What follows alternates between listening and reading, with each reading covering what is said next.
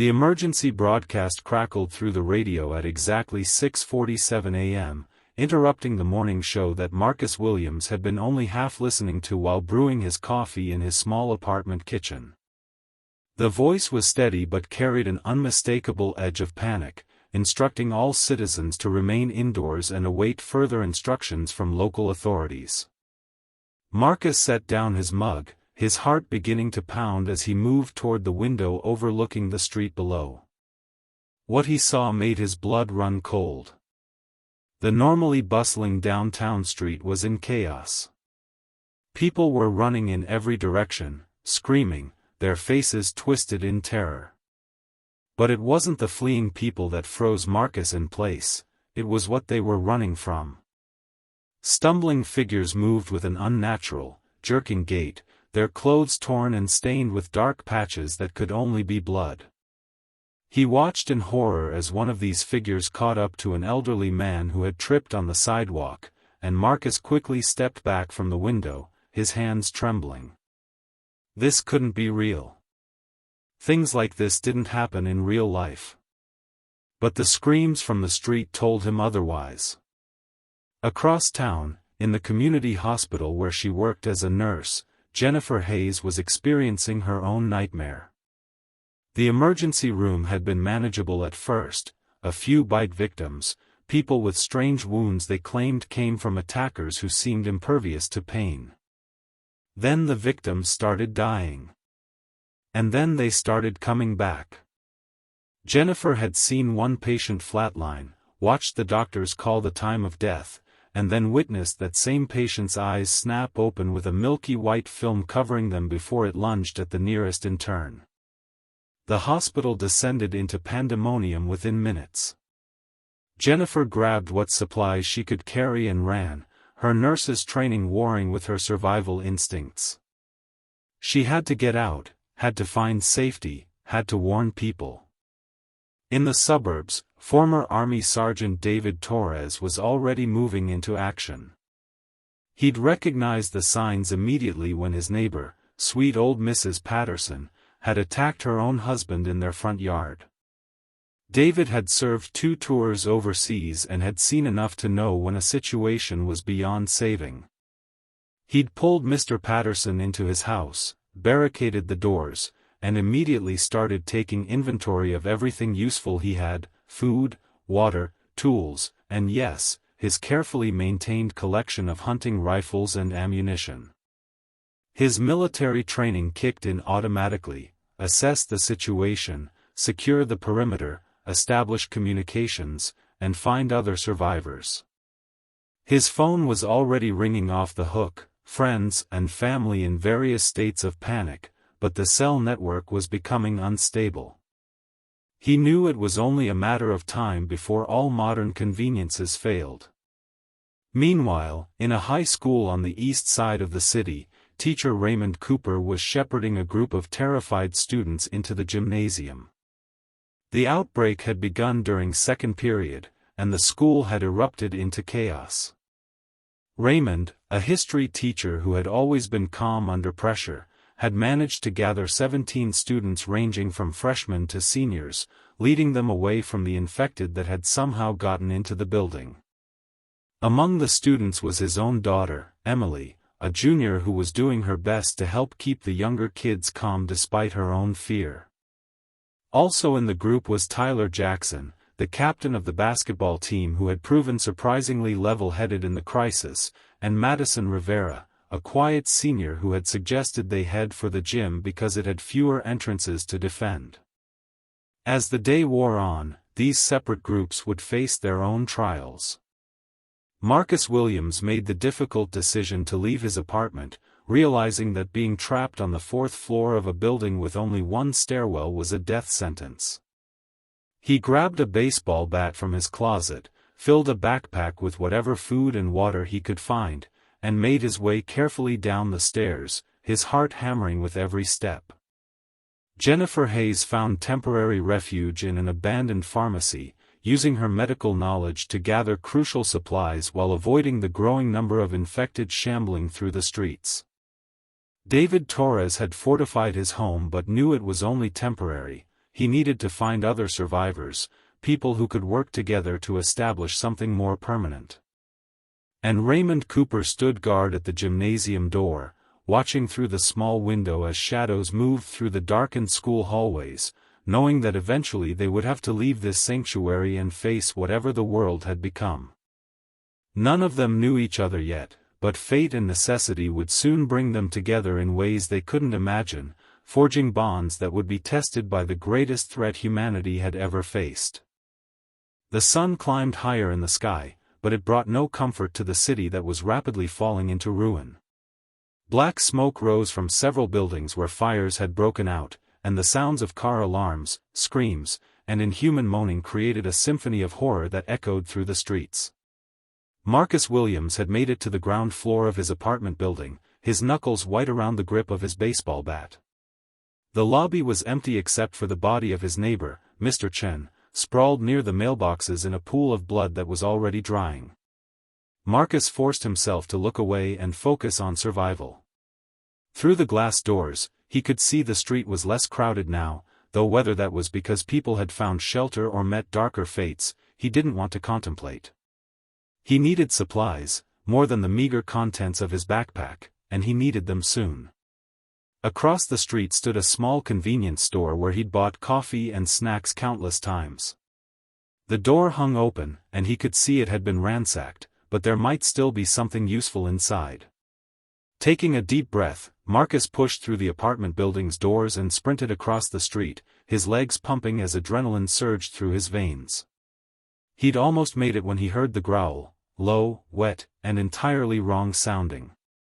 One of the infected lurched around the corner of the building, its jaw hanging at an unnatural angle, dark fluid dripping from its mouth. Marcus didn't hesitate. He swung the bat with all his strength, connecting with the creature's skull with a sickening crack. It went down, but Marcus didn't stop to see if it would get back up. He dove into the store, his chest heaving. That's when he heard the voice. "Don't move, or I'll spray you with disinfectant, and trust me, you don't want that in your eyes." Marcus froze, then slowly turned to see a woman in scrubs emerging from behind the counter, holding a canister of industrial cleaning spray like a weapon. Her dark hair was pulled back in a messy ponytail, and her eyes were sharp with suspicion and fear. "I'm not infected," Marcus said quickly, raising his free hand while keeping the bat lowered. "I'm just trying to survive like everyone else." Jennifer Hayes studied him for a long moment, her nurse's training allowing her to assess him quickly. No bites visible, eyes clear and focused, movements controlled despite obvious fear. She lowered the canister slightly. "You alone?" she asked. "Yeah," Marcus replied. "You?" "For now," Jennifer said. "I'm a nurse. Was at City General when everything went to hell. I've been moving from building to building, gathering supplies. I'm Jennifer." "Marcus. I lived across the street until about 10 minutes ago." He gestured toward his former apartment building. "Any idea what's happening? Is this everywhere or just here?" Jennifer shook her head grimly. Radio reports before the stations went silent said it was spreading fast. "Started downtown early this morning and just kept expanding outward like a wave. I don't think help is coming anytime soon." Before Marcus could respond, they both heard the sound of an engine approaching, a rare noise in the chaos. They moved to the store window and watched as a pickup truck came roaring down the street, swerving around abandoned cars and stumbling infected.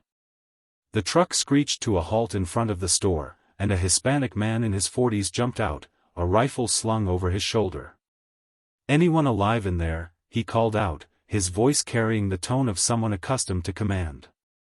"We're alive," Jennifer called back, stepping into the doorway. "Are you bitten?" "No," Marcus and Jennifer said in unison. "Then grab whatever supplies you can carry in the next 60 seconds and get in the truck," the man ordered. "I'm David Torres, former Army, and I'm heading to the community center on Maple Street. The building's solid, defensible, and I've got reason to believe there are other survivors gathering there. But we need to move now before that horde 3 blocks over decides to come this way." Marcus and Jennifer exchanged glances, making a split-second decision born of desperation and the instinct that their chances were better with others than alone. They frantically stuffed their bags with water bottles, canned food, first aid supplies, and anything else useful they could grab. 58 seconds later, they were climbing into the bed of David's truck, holding on tight as he gunned the engine. "There's a school on the way," David shouted over his shoulder as he drove. "I heard a transmission on the emergency band, teacher and some kids holed up in the gymnasium. We're getting them out."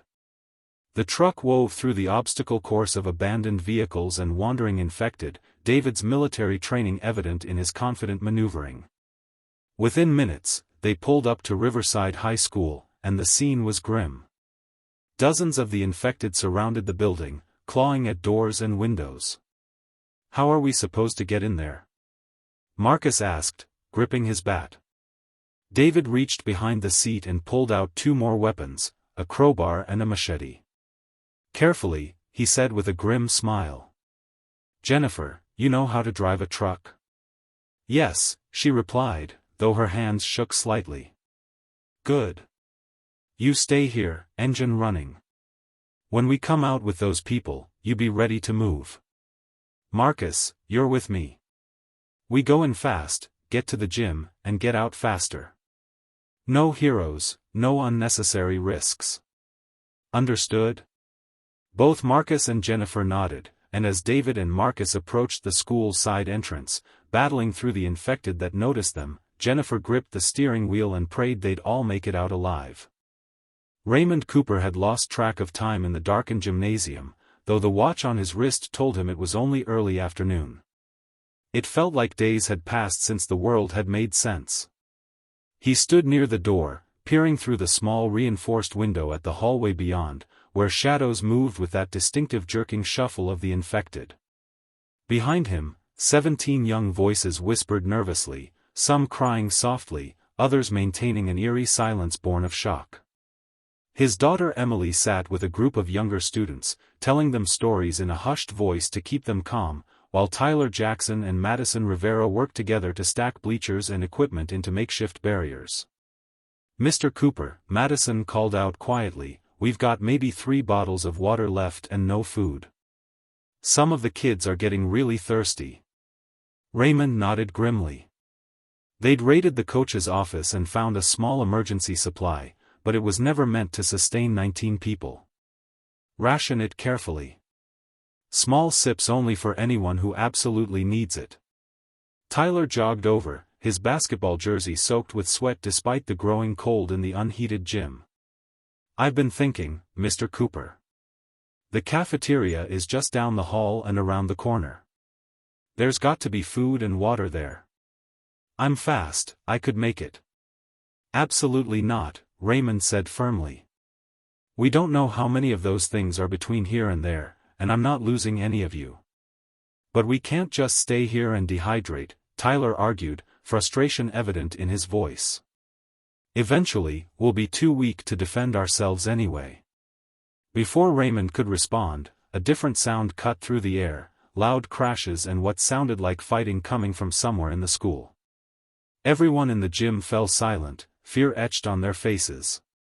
Then they heard it, a human voice, alive and purposeful, shouting directions. "Move left. Watch your 6." Raymond's heart leaped. Other survivors.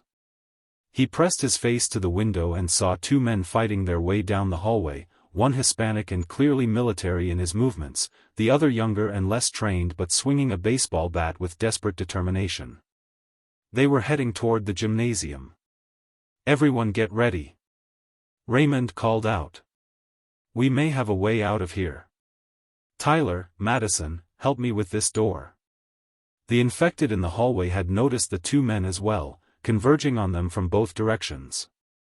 David Torres moved with lethal efficiency, his rifle but cracking skulls and his boots sending bodies backward. Marcus Williams fought beside him, learning quickly that hesitation meant death. "There!" David shouted, spotting the gymnasium doors. "That's where they are." They fought their way to the entrance, and Raymond quickly unbarred the door, pulling it open just enough for the two men to slip through before slamming it shut again. David and Marcus stumbled inside, breathing hard, covered in blood and worse. "David Torres, former Army," David gasped out, assessing the group quickly. "We've got a truck outside with another survivor. We're getting you all out of here." Raymond Cooper, history teacher. "This is my daughter Emily, and these are my students." Raymond gestured to the group of teenagers staring at their rescuers with a mixture of hope and disbelief. 17 kids, all healthy, no bites. "Can they run?" David asked bluntly. "Because we're about to have company." As if on cue, the pounding on the gymnasium doors intensified. The infected had followed them. "The emergency exit," Madison spoke up, pointing to the far side of the gym. "It leads to the back parking lot." "Smart girl," David said approvingly. "Everyone pair up. Bigger kids look after smaller ones. We move fast and quiet until I say otherwise, then you run like hell for the truck. Marcus, you take rear guard. I'll lead. Mr. Cooper, you keep these kids together in the middle." Raymond quickly organized the students, Emily taking the hand of a frightened freshman named Sophie, Tyler helping a sophomore named Andrew who'd twisted his ankle earlier. Madison moved to help a younger girl named Clara who'd been crying on and off all morning. David tested the emergency exit. It was clear. Through the door's window, they could see the parking lot and, in the distance, David's truck with Jennifer at the wheel. "She sees us," David confirmed, watching Jennifer flash the headlights in acknowledgement. "All right, people. We're going to move in one group. Stay close, stay quiet, and if anyone falls, someone helps them up immediately. Nobody gets left behind. Everyone understand?" A chorus of quiet, yes answers came back to him. "Good. On 3. 1, 2, 3. David pushed open the emergency exit, and the group flooded out into the parking lot. For a moment, it seemed like they might make it easily. Then an infected stumbled around the corner of the building, then another, then a dozen more. They'd been drawn by the noise of the fight inside. "Run! Now!" David shouted, and 19 people sprinted across the parking lot. Jennifer saw them coming and threw open all the truck doors. The infected were converging from multiple directions now, drawn by the commotion.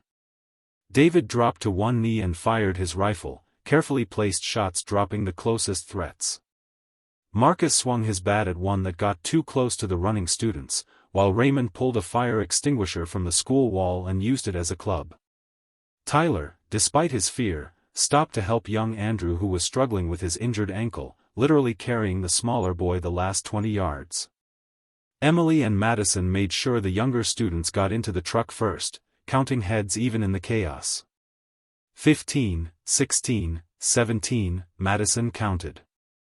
"Everyone's here. Go, go, go!" David shouted, firing one last shot before running for the truck himself. They piled in, some in the cab, most in the covered truck bed, just as the infected reached them, hands grasping at the tailgate. Jennifer gunned the engine and the truck lurched forward, several of the creatures falling away as they picked up speed. In the back of the truck, crammed together but alive, the students began to cry with relief. Raymond held his daughter close, while Tyler and Madison exchanged exhausted smiles. Marcus slumped against the truck wall, his entire body shaking with adrenaline crash. David, wedged near the back, kept his rifle ready and watched their surroundings, but allowed himself a small nod of satisfaction. 22 people now. A real group. Maybe even the start of something that could survive this nightmare. But survival, he knew, was only the first step. The Maple Street Community Center loomed ahead, a squat 2-story brick building that had hosted everything from bingo nights to town hall meetings in its 40-year history. Now, it might become the difference between life and death for 22 desperate survivors. Jennifer navigated the truck through the center's parking lot, weaving between abandoned cars, and pulled up to the main entrance where David had earlier barricaded the doors with a dumpster. "Everyone stay in the truck until I give the all clear," David commanded, jumping down from the bed. He approached the building cautiously, rifle raised, checking every corner and shadow. After a tense 2 minutes, he waved them forward. "It's secure. Let's move," quickly and quietly. The group filed into the community center, and Marcus was immediately struck by how defensible it was. The ground floor had few windows, all of them high and small. The main entrance was a heavy steel door, and David had already reinforced it with furniture and metal bars. Inside, the main hall was spacious, with a kitchen facility on one side and several smaller rooms branching off, an office, storage closets, and a meeting room. "Upstairs has more rooms and a rooftop access," David explained as everyone gathered in the main hall, looking around at their new refuge. "I've checked the entire building twice. We're alone, and we're secure for now. But we need to establish some ground rules if we're going to survive." Raymond nodded in agreement, recognizing the military man's leadership experience. "Everyone, listen to David. He knows what he's doing." Jennifer had already moved into the kitchen area, taking stock of supplies. "We've got some commercial-grade pantry items here, dried goods, canned vegetables, rice. Probably enough to feed this many people for a week, maybe 10 days if we're careful. There's running water for now, but I don't know how long that will last. We'll need to ration everything," David said, addressing the group. "Jennifer, you're in charge of medical supplies and health checks. Everyone gets examined for bites or injuries. Mr. Cooper, Raymond, you're good with the kids, so you handle morale and education." "Yes, education. We keep these young people's minds active and give them purpose. Marcus, you and I will work on fortifications and supply runs." "What about us?" Tyler spoke up, several other students nodding behind him. "We can help. We're not kids, well, not little kids anyway. We want to contribute." David studied the teenager with respect. "All right. Tyler, you organize the students into work groups. Someone needs to inventory all supplies, someone needs to establish a watch rotation, someone needs to prepare meals. Madison, you seem sharp, help him coordinate."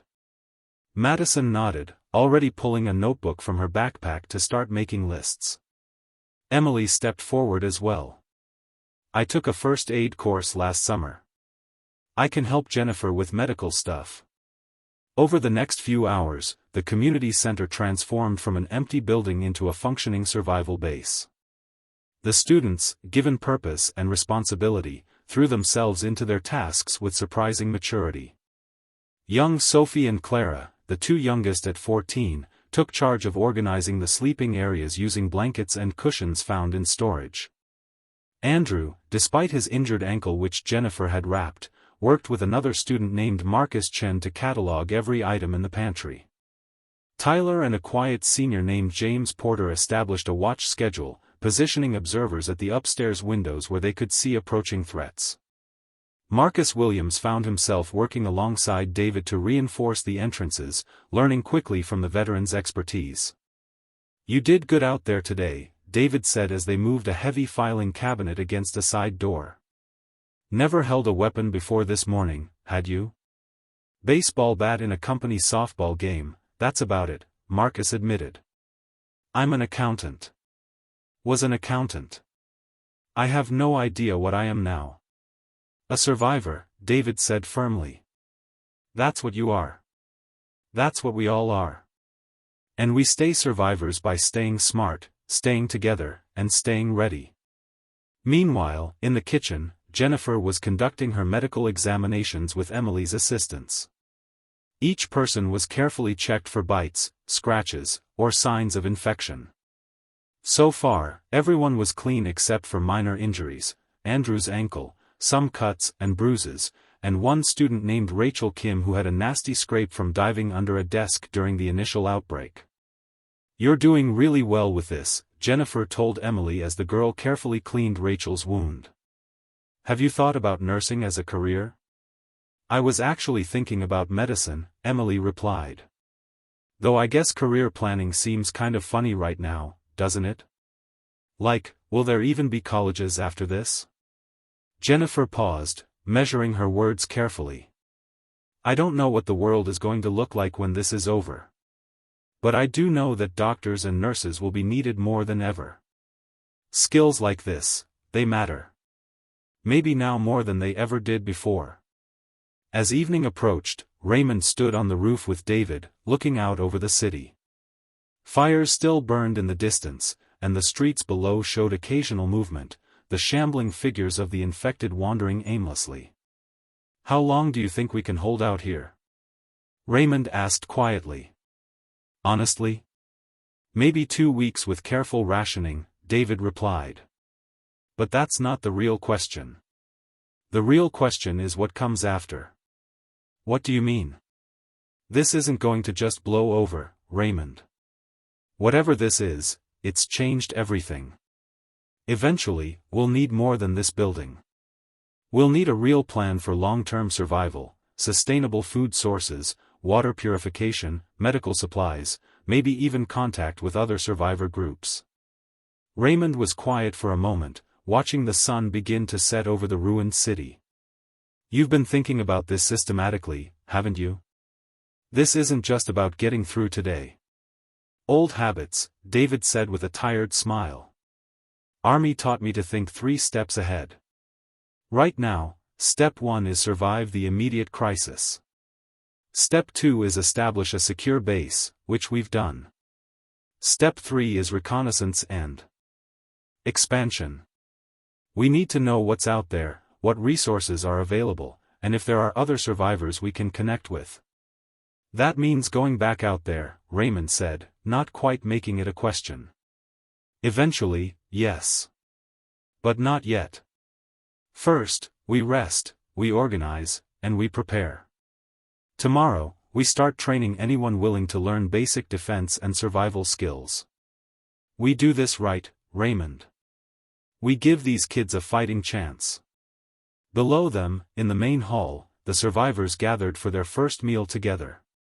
It was simple, canned soup and crackers, but it was warm and it was shared. The students sat in small groups, talking quietly, some managing to laugh at something Tyler said. Jennifer moved among them, checking on everyone with a medical professional's practiced care. Marcus found himself sitting with Madison and a few other students, listening to them discuss their escape from the school with the kind of nervous energy that came from surviving something terrifying. As darkness fell fully and someone found candles to conserve their limited electricity, David gathered everyone together. I know today was the worst day of your lives, he began, his voice carrying through the hall. I know you're scared, exhausted, and wondering if things will ever be normal again. I can't promise you that they will. But I can promise you this, we're going to survive. We're going to work together, we're going to stay strong, and we're going to make it through whatever comes next.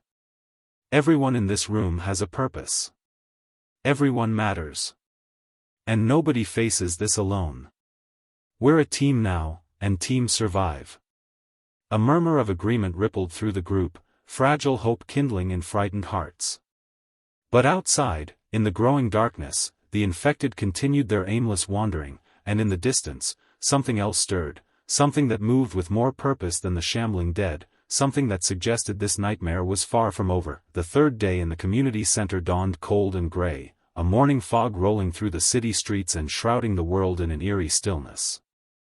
Marcus Williams stood watch at the second-floor window, his baseball bat leaning against the wall beside him, a cup of rationed instant coffee growing cold in his hands. He'd volunteered for the early morning shift, finding that sleep came difficult anyway in this new world. Below, the street was quieter than previous days, with only a few scattered infected wandering past. But something felt different, wrong in a way he couldn't quite articulate. Movement caught his eye, not the random shambling he'd grown accustomed to, but something more deliberate. A single infected stood in the middle of the intersection, motionless, almost as if it were waiting. Then another appeared, and another, all of them standing still in the fog like grotesque statues. "David," Marcus called out, trying to keep his voice calm. "You need to see this." Within seconds, David Torres was at the window, his experienced eyes scanning the scene below. His jaw tightened as he watched more infected emerge from side streets and alleyways, all of them converging on the intersection, all of them still. "That's not normal behavior," David muttered. "They're usually aimless, random. This looks like they're gathering," Marcus finished. "Like they're organizing." "Get everyone up," David ordered. Quietly. "No panic, but I want everyone awake and ready to move in 10 minutes. As Marcus hurried to wake the others, David continued watching the street. Over the next 15 minutes, the group of infected grew from dozens to hundreds. They filled the intersection and spilled into the surrounding streets, and then, as if responding to some unheard signal, they began to move, all in the same direction, flowing like a river of dead flesh directly toward the community center. In the main hall, Jennifer was helping Raymond organize the groggy survivors when David descended the stairs, his face grim. "We have a situation. There's a horde forming outside, hundreds of them, maybe more, and they're heading this way." The room erupted in frightened murmurs, but Tyler stood up, his voice cutting through the noise. "Everyone calm down. Panicking won't help. David, what do we do?" "The building is secure," David said, his military composure helping to settle the room. "The doors will hold, and they can't climb. But we need to be absolutely silent. Sound attracts them, and we don't want to give them any reason to focus on this building specifically." Emily raised her hand like she was still in class, a gesture that would have been funny under different circumstances. "What if they don't pass by? What if they just stay out there?" "Then we wait them out," Jennifer answered, moving to stand beside David, presenting a united front of adult leadership. "We have supplies. We can be patient." Madison had moved to one of the windows, peeking carefully through the blinds. "They're getting closer. Maybe 2 blocks away now." "Everyone away from the windows," David commanded. "Down here, in the center of the room. Absolute silence. No talking, no moving around. Parents, keep the younger kids calm. This is just another challenge, and we've overcome every one so far." The group huddled together in the main hall as the sound grew outside, a terrible chorus of dragging feet, guttural moans, and the scraping of hands against pavement. Sophie began to whimper, and Clara put her arm around the younger girl, whispering comforting words so quietly they were barely audible. Marcus found himself holding his breath as the sound intensified, the horde clearly passing right by the community center. Through the high windows, they could see shadows moving past, hundreds upon hundreds of infected flowing by like a nightmare parade. The building creaked slightly, and everyone tensed, but the structure held firm. Then disaster struck in the form of a simple accident. James Porter, positioned near the kitchen, accidentally backed into a metal pot that had been left on the counter. It fell with a tremendous clang that echoed through the silent building like a gunshot. Everyone froze in horror. Outside, the moaning intensified, and the flowing horde began to slow, individuals turning toward the community center, attracted by the noise. "Nobody move," David whispered urgently. "Maybe they'll lose interest." But luck was not on their side. More infected were turning, pressing against the ones in front, creating a surge toward the building. Within minutes, the horde that had been passing by was instead surrounding them, pressing against the walls, pounding on the doors, clawing at the barricaded windows. "The doors will hold, right?" Raymond asked quietly. "The main door will," David replied, his eyes scanning the room, mentally reviewing every entrance.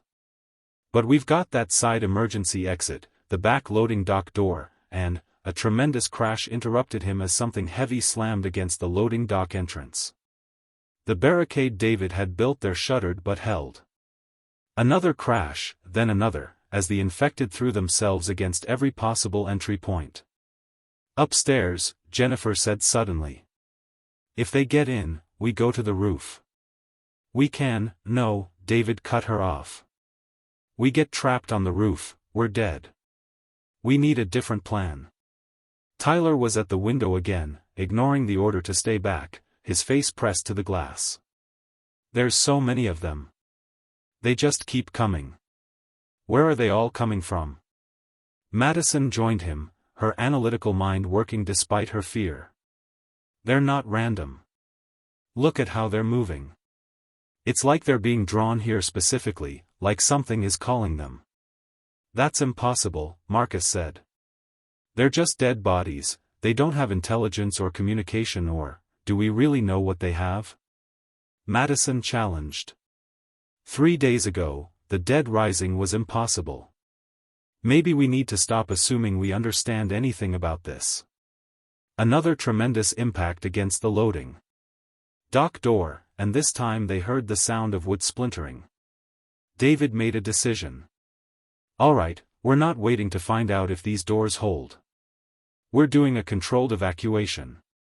Jennifer, Marcus, Raymond, get everyone ready to move. Take only what you can carry that's essential: water, food, medical supplies, weapons. We've got maybe 5 minutes before that back door gives way. Where do we go? Emily asked, helping Sophie and Clara gather their few belongings. There's a warehouse district about 6 blocks east, David said, moving to a city map he'd pinned to the wall. Commercial buildings, solid construction, multiple defensive positions. If we can get there, we can find another place to hole up. 6 blocks through a city full of those things? Raymond said incredulously. With 17 kids? You have a better idea, I'm all ears, David replied. But we need to decide now. The loading dock door groaned again, and they could see it beginning to buckle. Andrew, still nursing his injured ankle, spoke up. I'll slow everyone down.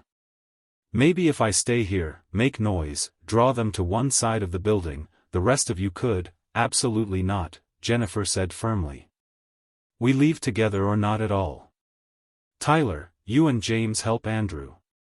He's coming with us. There's another option, Madison said quietly, staring at the map. The subway station 2 blocks north. The entrance is elevated, and we could get underground, away from the main horde. The tunnels would be defensible, dark, the infected seem to follow sound and sight, so maybe underground they'd be less effective. David studied the map, his tactical mind racing. It's risky. We don't know what's down there, and we could get trapped. We're already trapped, Marcus pointed out. At least the subway gives us mobility, multiple escape routes through different tunnel branches. A decisive crack echoed through the building as part of the loading dock door frame split. They were out of time. Subway it is, David decided. Everyone grab your essentials, form up in pairs like before.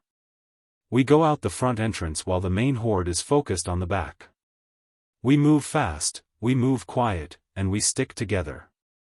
This is going to take every ounce of courage you have, but I've seen what you're all capable of. We can do this. As the survivors hurriedly gathered their supplies, Emily found herself next to her father. Dad, are we going to make it? Raymond looked at his daughter, seeing the fear in her eyes but also the strength she developed over these 3 impossible days. I don't know, sweetheart. But I know we're going to try with everything we have. The loading dock door gave one final protest and crashed inward, infected immediately pouring through the opening. Go! Now! David shouted, and 22 survivors burst through the front entrance into a fog-shrouded morning, running for their lives toward an uncertain salvation beneath the city streets. The fog was both blessing and curse as 22 desperate survivors sprinted down the cracked pavement of Maple Street. It concealed their movement from the horde surrounding the community center, but it also hid threats until they were dangerously close. Jennifer led the younger students, her nursing instincts making her hyper-aware of every stumble and gasp behind her. Marcus and Tyler flanked the group, weapons ready, while David brought up the rear with Raymond, both men constantly scanning for danger. The infected that had been attacking the back of the community center were slow to realize their prey had escaped, but those already wandering the streets were another matter. A figure lurched out of the fog directly in front of Sophie, and the young girl screamed before Emily pulled her aside, allowing Marcus to swing his bat in a brutal arc that dropped the creature. "Keep moving," David hissed urgently. "Don't stop for anything." They could hear the horde behind them now, the collective moaning growing louder as more infected realized living prey was nearby. The sound seemed to ripple through the streets, drawing every wandering corpse toward them like a dinner bell. Madison ran beside Clara, counting blocks in her head. One more block. The station entrance should be just ahead. The fog began to thin slightly, and through it they could see the elevated subway entrance, a concrete structure with stairs leading down into darkness. But between them and salvation stood at least 30 infected, clustered around the entrance as if they'd been drawn there by some instinct. "They're blocking it," James shouted. "We can't get through that many." David pushed to the front of the group, his rifle coming up. "Yes, we can. Raymond, Marcus, Tyler, you three create a wedge. I'll clear the way. Jennifer, you get those kids down those stairs the second there's an opening. Everyone else, stay tight and move when I say move." There was no time for debate, no time for fear. David fired 3 precise shots, dropping the closest infected, then switched to using his rifle as a club, charging forward with Raymond and Marcus flanking him. Tyler followed, swinging a crowbar he'd grabbed from the community center with surprising ferocity. The infected turned toward the attackers, creating just enough of a gap for Jennifer to lead the students through. "Go, go, go," she shouted, and the teenagers ran, Madison and Emily bringing up the rear to make sure no one was left behind. The subway entrance stairs descended into absolute darkness, and the students hesitated at the threshold. "There's no lights," Andrew protested.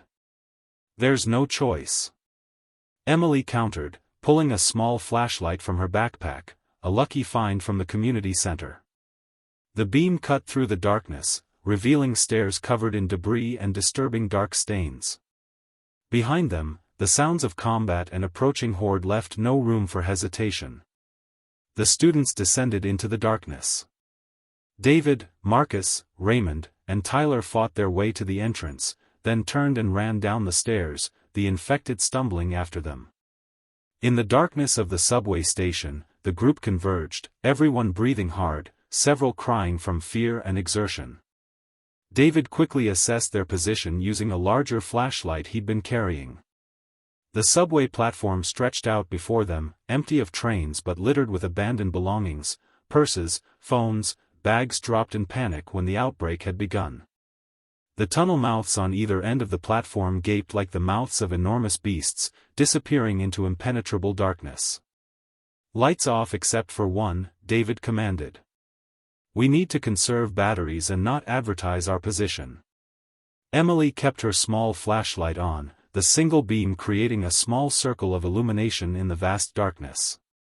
The infected had followed them to the top of the stairs but seemed hesitant to descend into the darkness, milling about at the entrance. "Why aren't they coming down?" Sophie whispered. "Maybe they don't like the dark," Madison theorized. "Or maybe they need visual stimulus to track us and they can't see down here." "Either way, it gives us time," David said.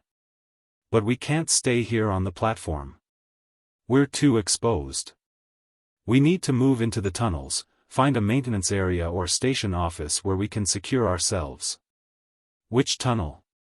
Jennifer asked, eyeing the 2 dark passages with equal amounts of dread.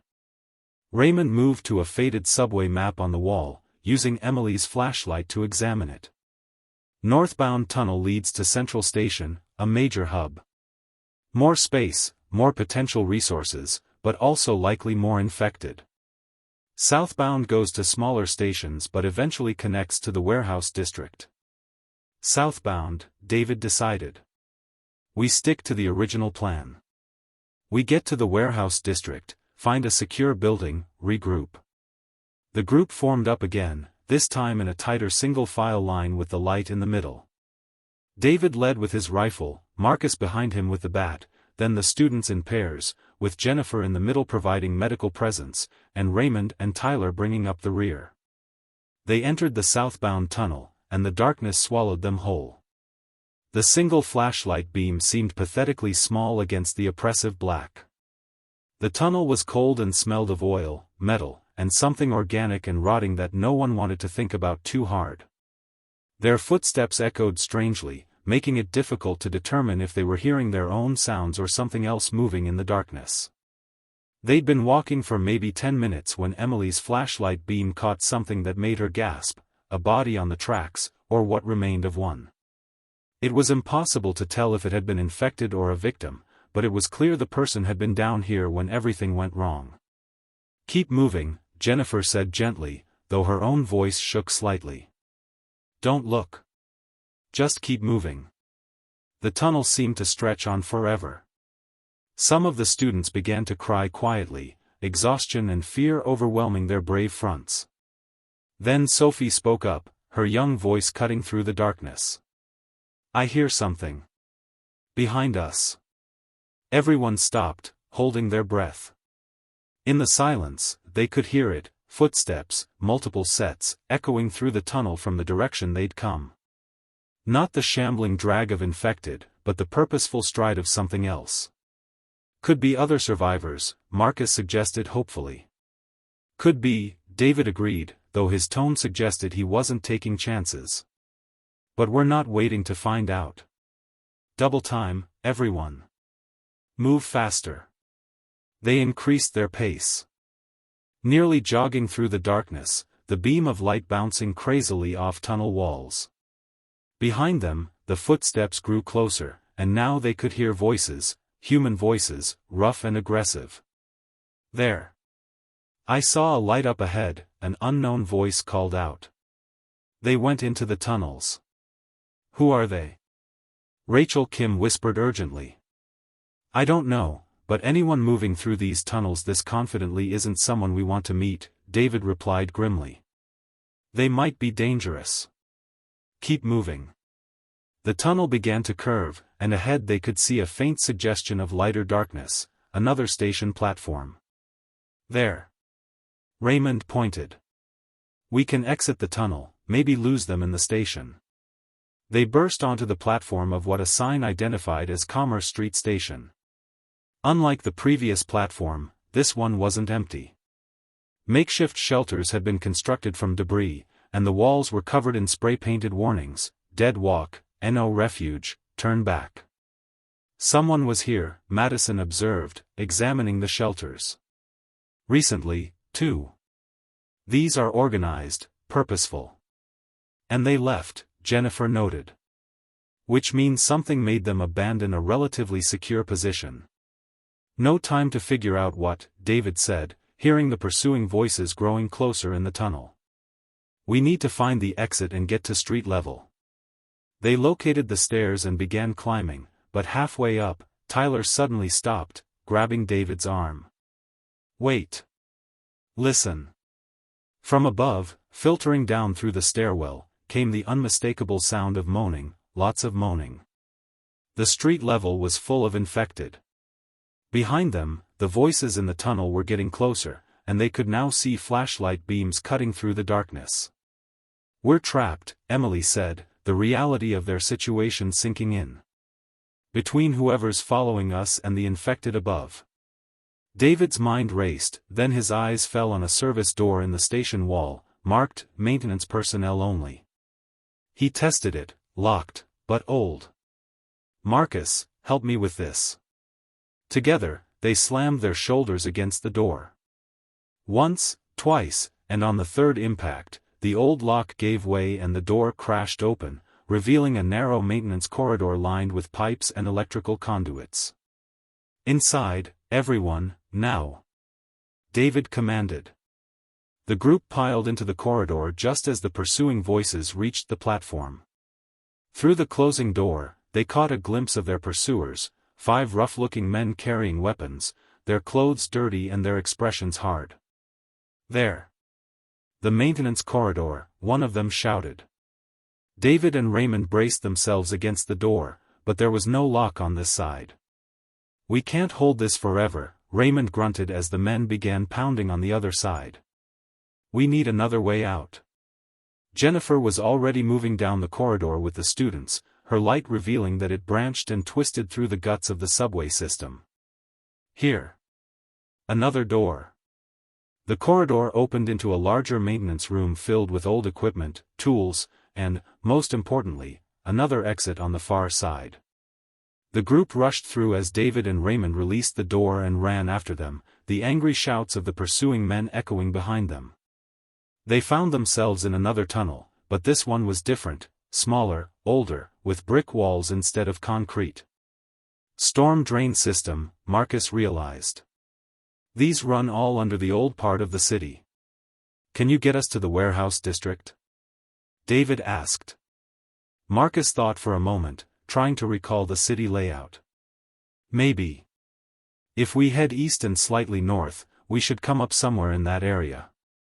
With no better options and their pursuers still behind them, the exhausted group pressed on into the old storm drains, hoping that somewhere in the darkness beneath the dying city, they might finally find a moment of safety. The storm drain tunnels wound through the ancient foundations of the city like the veins of some massive sleeping creature. Water trickled along the center channel, and the air was thick with dampness and the smell of decay. The group moved in exhausted silence, every step requiring concentration as they navigated slippery bricks and uneven footing. Emily's flashlight had begun to dim, the batteries dying, forcing them to move slower to avoid injury in the fading light. They'd been walking for what felt like hours when Andrew, being supported by Tyler and James, finally spoke up. "I can't go much further. My ankle is killing me, and I think I'm slowing everyone down too much." Jennifer immediately moved to examine him, her practiced hands checking his injury by feel more than sight in the dim light. "It's swelling badly. He needs rest and elevation, or we risk permanent damage." David stopped, turning to face the group. In the dying flashlight beam, his face looked haggard and older than his years, but his eyes still held determination. "We all need rest. We've been running for hours. We find a place to stop, catch our breath, and figure out our next move." "What about those men?" Madison asked. "We don't know if they're still following us." "Listen," Raymond said, and everyone fell silent. The tunnels carried sound strangely, but there were no pursuing footsteps, no voices. "I think we lost them. Or they gave up. These tunnels are a maze, they might have taken a wrong turn." Marcus had been examining the tunnel walls, looking for markings. "Wait, there's something here.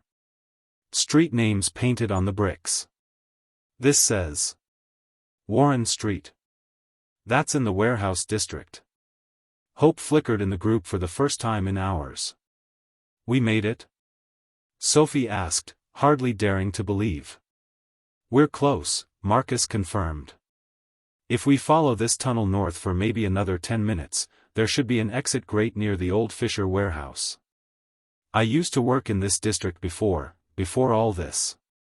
They pressed on with renewed energy, even Andrew managing to move faster despite the pain. Sure enough, 10 minutes later they spotted a shaft of gray daylight filtering down through a drainage grate above them.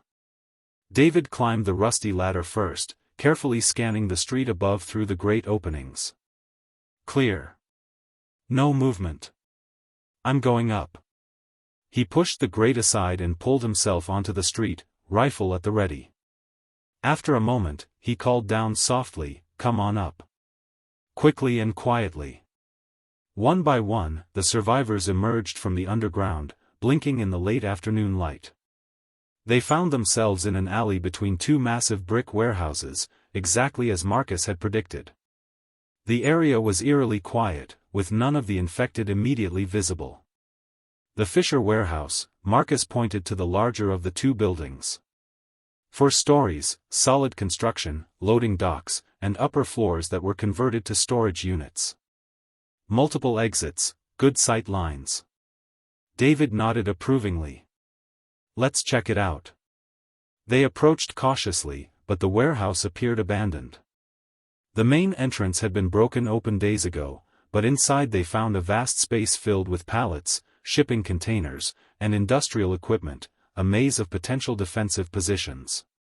Better yet, they found the building's freight elevator still functional, running on some kind of backup generator. This could work, Jennifer said, examining the second floor which had been partially converted into small rental storage units. These rooms have doors, walls. We could create actual living spaces instead of just camping in one big room. Tyler and Madison were already exploring, their young energy returning now that they'd found potential sanctuary. The third floor has offices. There's furniture, a break room with a sink, the water still works. Rachel called from another area, and there's food. Someone had a stockpile up here, canned goods, bottled water, emergency supplies. The group gathered in what had been the warehouse manager's office, and for the first time in days, people actually smiled.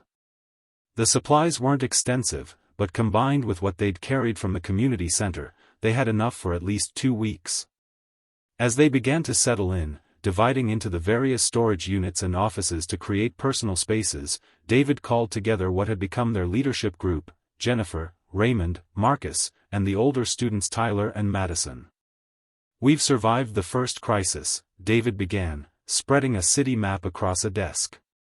"But we need to think long-term now. This warehouse gives us space and security, but we need more than that. We need sustainability." "What are you thinking?" Jennifer asked. "I'm thinking we stop just surviving and start rebuilding," David replied. "There are likely other survivor groups out there. We need to find them, establish communication, maybe even trade. We need to secure more supplies, create a renewable food source, establish a perimeter." Madison leaned forward, her analytical mind engaged. "You're talking about creating a community, not just a shelter." "Exactly. We've got 22 people here, ranging from 14 to 45 years old. We've got a nurse, a teacher, an accountant, a soldier, and a bunch of smart, capable young people. That's the foundation of something that can last." Raymond nodded slowly. "It's ambitious. And dangerous. Every supply run risks lives." "So does sitting here waiting for our supplies to run out," Marcus countered. "I think David's right.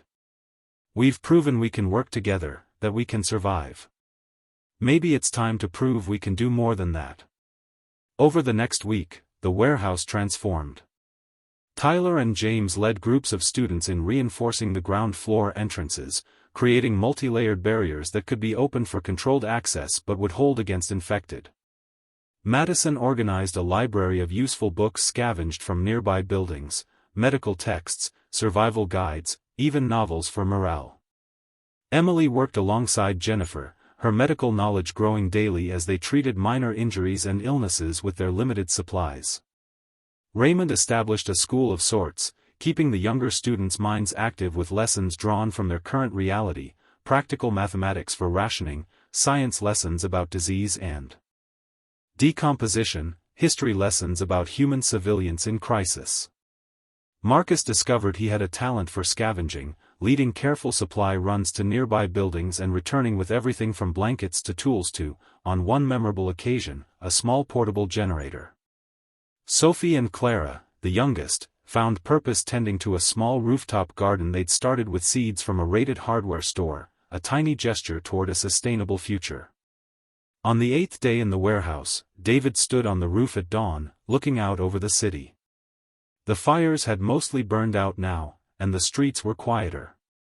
The infected still wandered below, but in smaller numbers, more scattered.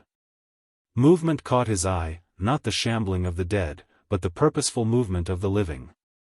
A small group of people, maybe 6 or 7, moving carefully down a street 3 blocks away, heading toward what looked like a fortified grocery store. Other survivors. They weren't alone.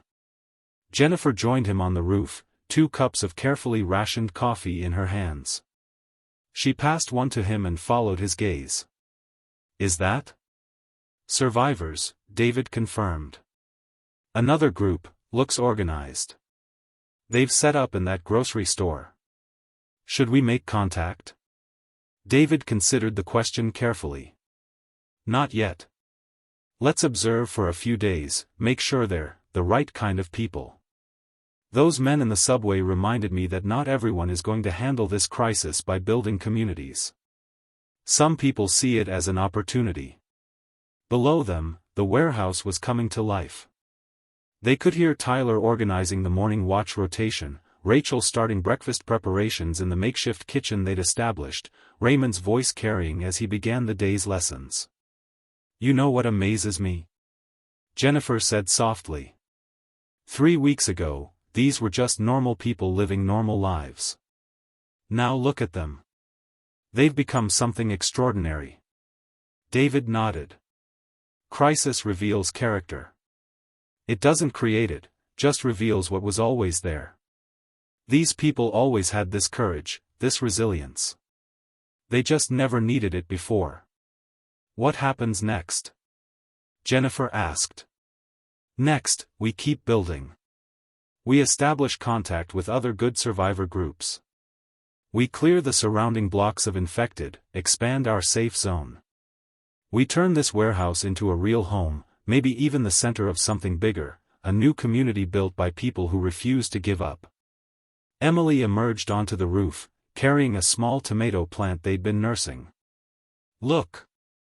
The first tomato is starting to turn red. In a few days, we'll actually have fresh food. Her excitement was infectious, and David found himself smiling genuinely for the first time since the outbreak began. Below, in the warehouse, 22 survivors went about their daily routines, maintaining their shelter, rationing supplies, teaching and learning, healing and building. They were tired, still frightened at times, still mourning the world they'd lost. But they were alive, they were together, and they were refusing to let the darkness win. Marcus appeared in the doorway to the roof. David, you should see this. We picked up something on the emergency radio. They hurried downstairs to where Marcus had set up their communication station. Through the static, a voice was broadcasting, repeating this message for any survivors in the metro area. Military relief station established at Fort Davidson, 40 miles north. Repeat, Fort Davidson is secure and accepting refugees. We have supplies, medical care, and security. If you can hear this, there is hope. There is help. You are not alone. The group gathered around the radio, listening to the message repeat, tears streaming down many faces. Tyler looked at David. Do we go? Try to reach the fort. David looked around at the faces surrounding him, faces that had become family over these harrowing weeks. That's a decision we make together. All of us. Because we're not just survivors anymore. We're a community. And communities decide their future together. That evening, they held their first council meeting. Everyone had a voice, from Sophie and Clara to David and Raymond. They debated, discussed, and ultimately voted. The decision was close, but clear: they would stay in the warehouse, continue building their community, and work to make contact with both the fort and other local survivor groups. They would become a beacon of hope in the ruins of their city, proof that humanity could face the darkness and not just survive, but thrive. As night fell over the city, the warehouse windows glowed with carefully shielded lamplight. Inside, Rachel was teaching Sophie how to cook with their limited supplies. Madison and Emily pored over medical texts, expanding their knowledge. Tyler and James played a salvaged board game with some of the younger students, their laughter echoing through the space. Raymond sat with his daughter, simply enjoying her presence and the miracle that they'd both survived. Jennifer checked on Andrew's ankle, pleased with his recovery. Marcus worked on their radio, trying to establish two-way communication. And David stood watch, as he did every night, guardian of the family they'd built from strangers thrown together by catastrophe. The world had ended, but it had also begun again. In the courage of ordinary people who refused to give up, in the teamwork of survivors who became family, in the hope that persisted even in the darkest hours, humanity endured. The infected still prowled the streets below. Challenges still lay ahead. The future remained uncertain. But in that warehouse, surrounded by the proof of human resilience and compassion, 22 souls had discovered something the apocalypse couldn't kill: the unbreakable spirit of people who stood together against the darkness. They were survivors. They were a community. They were the future. And their story was only beginning. The end.